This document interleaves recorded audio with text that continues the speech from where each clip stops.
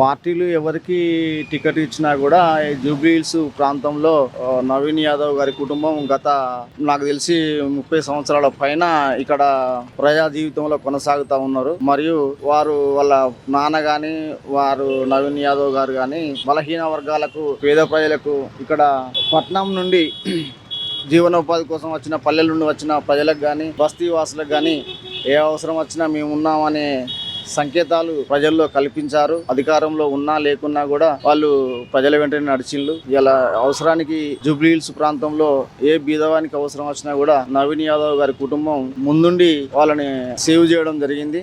ఆ పేరు వల్లనే ఇలా పార్టీలు కాకుండా వాళ్ళు ఇండిపెండెంట్ గా చేసినా కూడా గెలిచే పరిస్థితి జూబ్లీ హిల్స్ లో నవీన్ యాదవ్ గారికి ఉంది అనేది ఇక్కడ స్థానికుల నమ్మకం. ప్రత్యామ్నాయం నవీన్ యాదవ్ కు అయితే ఇక్కడ జూబ్లీ హిల్స్ లో కనపడదు నాకు తెలిసి. దాని ద్వారా నవీన్ యాదవ్ గారు ఎలాంటి సంకోచం లేకుండా గెలుస్తారని మాత్రం ఆశిస్తున్నాం.